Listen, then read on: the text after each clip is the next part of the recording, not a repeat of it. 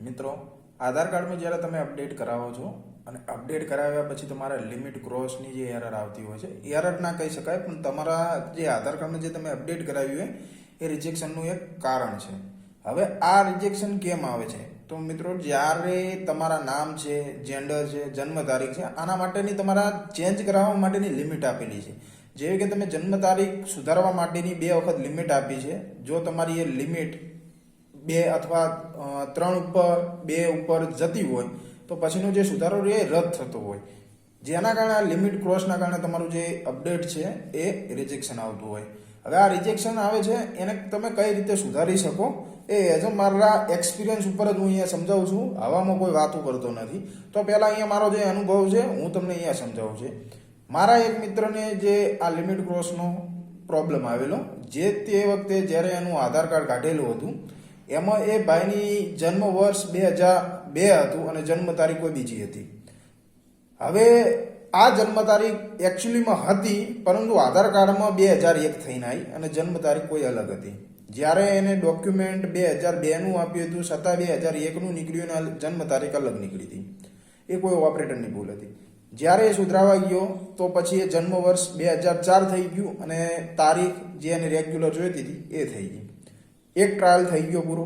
પછી એ ફરીવાર સુધરાવા ગયો, 2009 જન્મ તારીખમાં વર્ષ થઈ ગયું, તારીખ એની એ જ રહી. હવે આ બીજો ટ્રાયલ હતો એ પૂરો થઈ ગયો. ફરીથી એ ત્રીજી વાર સુધારવા ગયો ત્યારે એનું જન્મ વર્ષ 2002ની આવવાની જગ્યાએ એને રિજેક્શન આવી ગયું. જ્યારે અમે 1947 પર ફોન કર્યો અને ડિટેલ માગી કે કેમ આ રિજેક્શન આવ્યું છે, તો કે લિમિટ ક્રોસ થઈ ગઈ છે, કે સર 2 વખતની જે લિમિટ હતી એ પૂરી થઈ ગઈ. તો અમે જણાવ્યું, પહેલાં તો એમને કમ્પ્લેન નોટ કરી કે સર થઈ જશે, 15 દિવસ પછી તમે ચેક કરજો. અમે મહિના પછી ચેક કર્યું, અમારું જે કમ્પ્લેન હતી એનું કોઈ સોલ્યુશન ના આવ્યું.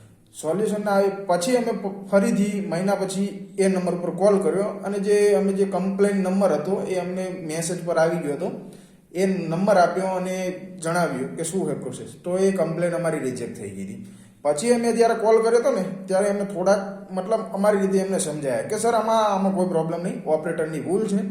અમારા જે ડોક્યુમેન્ટમાં હે 2002 જન્મ વર્ષવાળું અને તારીખ છે, છતાં બી એ લોકોએ અમારી 2001 કરી. અમે સુધારો કર્યો તો એ લોકોએ 2004 કરી નાખી. ફરી વાર અમે સુધારો કરવા ગયા તો 2008 કરી. અમારી કોઈ ભૂલ નથી. અમે ડોક્યુમેન્ટ આપ્યા, અમારા ડોક્યુમેન્ટ ચેક કરો. તમારી ઓપરેટરોની ભૂલ છે, અમે શું કરીએ? બસ આ રીતે જે 2-5 શબ્દો જણાવ્યા, એ લોકોને કન્વિન્સ કર્યા અને એમને ફરીથી એ કમ્પ્લેન નોટ કરી અને અમને 15 દિવસમાં ચેક કરવાનું કીધું હતું. અમે ત્રીજા દિવસે ચેક કર્યું, અમારો આધાર કાર્ડ સુધરી ગયું.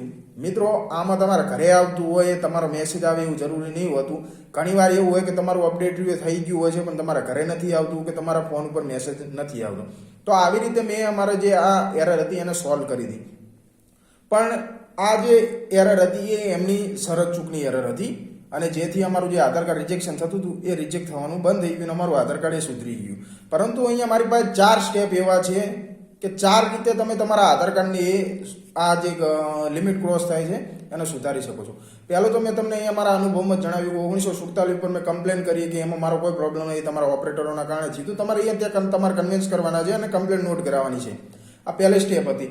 જો તમારે થઈ જાય તો ઠીક છે, ના થાય તો help@uidi.gov.in ઉપર તમારા સપોર્ટિવ ડોક્યુમેન્ટ જે તમારી અપડેટ કરાઈ જે સ્લીપ છે કે એ નંબરને એ બધી તમારા સપોર્ટિવ ડોક્યુમેન્ટમાં એને અપલોડ કરવાનું અને એમને કન્વિન્સ કરવાની કોશિશ કરવાની. આ સ્ટેપ નંબર 2 છે.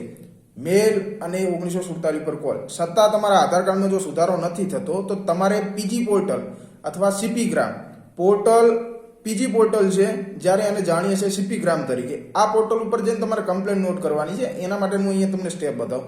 તો પહેલાં તો તમારે અહીંયા રજીસ્ટર કરવાનું છે. રજીસ્ટ્રેશનમાં તમારી બધી ડિટેલ નાખવાની છે. રજીસ્ટ્રેશન થયા પછી ડાબી સાઈડ 3 લીટીઓ આવશે, એની ઉપર તમારે ક્લિક કરવાનું છે. એમાં લોજ પબ્લિક ગ્રીવન્સ એના ઉપર ક્લિક કરવાનું. પછી બધી સર્વિસો અંદર ખુલે. એમાં તમારે UIDAI સર્ચ કરશો એટલે એ આધાર કાર્ડની જે પોર્ટલ ખુલશે. એમાં તમારે સબ કેટેગરીમાં આવશે લિમિટ ક્રોસ, એના ઉપર તમારે ક્લિક કરવાનું છે અને તમારી જે બી ગ્રીવન્સની ડિટેલ છે બધી અંદર લખી દેવાની છે કે આ કારણથી આ બધું થયું હતું અને અમારી જે 1947 પર ફોન કર્યો હતો help@uidi.gov.in ઉપર અમે કમ્પ્લેન કરી હતી, છતાં અમારી જે ક્રોસ લિમિટનો જે પ્રોબ્લેમ એ સોલ્વ થતો નથી. આ કરીએ, આ બધી જે ડિટેલ અંદર તમારે મેન્શન કરવાની છે. અને એટેચમેન્ટમાં તમારી જે સ્લીપ છે, એનરોલમેન્ટ સ્લીપ છે, જે તમારી પાસે બધા સપોર્ટિવ ડોક્યુમેન્ટ છે, આધાર કાર્ડ છે, એ બધા ડોક્યુમેન્ટની પીડીએફ બનાવીને અપલોડ કરી દેવાની, એટેચ કરીને સબમિટ કરીને તમારી બધી ડિટેલ નાખીને સબમિટ કરી દેવાનું. 30 દિવસની લિમિટ છે. એમાં તમારો સુધારો 99% 100% આ લોકો તમારો સુધારો કરી આપશે. નહીં થતો હોય તો તમને એના માટેના શું ઉપાયો છે એ પણ તમને જણાવશે. આ ત્રીજી જે રીત છે ને, એનાથી તમારું 100% કામ થઈ જશે. છતાં પણ જો ના થતું હોય તો ચોથો ઓપ્શન છે તમારી પાસે સ્ટેટ ઓફિસ, જે અમદાવાદ જિલ્લામાં આવેલી છે, એલિસ બ્રિજ પાસે.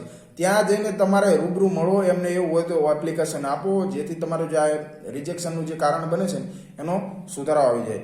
તો મિત્રો આ 4 સ્ટેપ છે, જેથી તમે ઘરે બેઠા ઇવન ત્યાં ઓફિસે જઈ પણ તમારી એપ્લિકેશન આપી અને તમારો જે આધાર કાર્ડમાં આ લિમિટ ક્રોસનો પ્રોબ્લેમ આવી રહ્યો છે એને તમે સોલ્વ કરો શકશો. અને તમારી જે બી વાત છે કન્વિન્સ કરો પૂરી રીતે. એવું હોય તો તમે કાયદાકીય રીતે એમને જણાવો, એઝ અ એડવોકેટ તરીકે તમે સિમ્પલી એ લોકો તમારી પાસે કોઈ ડોક્યુમેન્ટ માગે, કોઈ ડિટેલ માગે, તમે ના આપી શકો તો એના કારણે બી તમારી કમ્પ્લેન છે એ આડી અવડી એ લોકો લખી દેતા હોય છે અને ખાલી એઝ અ પ્રક્રિયા તરીકે તમારી એ ડિટેલ ભરી દેતા હોય છે. તો તમે એ પ્રોપર મેનર્સમાં પ્રોપર રીતે એને ડિટેલ આપો, જેથી એ કમ્પ્લેન પૂરતી રીતે સારી રીતે નોટ થાય. કારણ કે તમે નોટ શું કરાવો છો અને એ વ્યક્તિ શું નોટ કરે છે એમાં તમારે પ્રોબ્લેમ આવી શકે છે. તો મિત્રો આવી રીતે તમારો જે આધાર કાર્ડમાં ક્રોસ જે લિમિટ છે એના પ્રોબ્લેમનું સોલ્યુશન આવી